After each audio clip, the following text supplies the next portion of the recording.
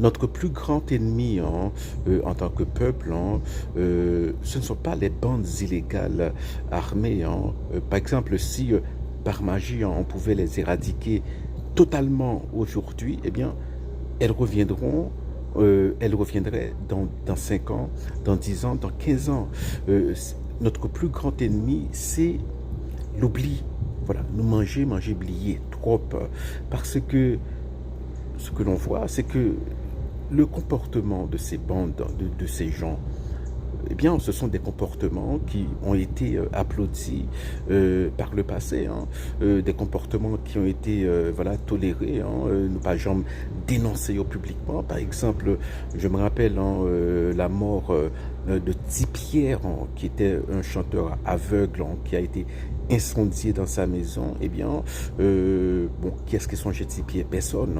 Sylvie Claude, qui a été découpé en morceaux, puis brûlé, et ces assassins se sont pris en photo avec lui. Qui est-ce qui songeait Sylvio Claude, pasteur Sylvio Claude?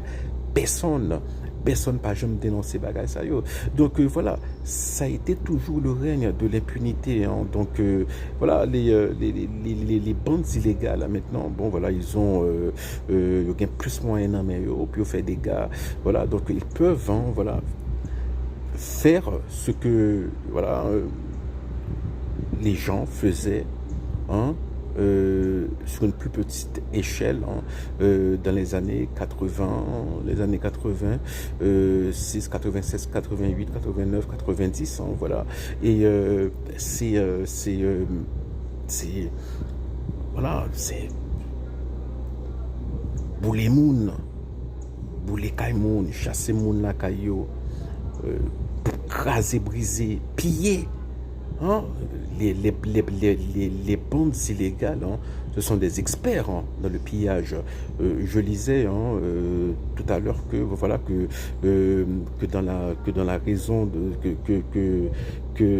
que dans des quartiers comme la Fleur du Chêne, ce qu'ils font, c'est qu'ils pillent les maisons, voilà, et donc ils font des passages entre les maisons, pour passer de maison à maison, ils pillent les maisons, et ensuite ils les incendient.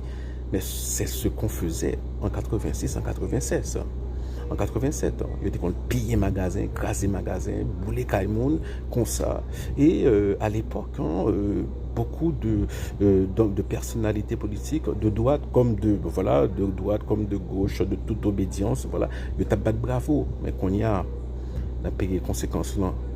Et la note est salée.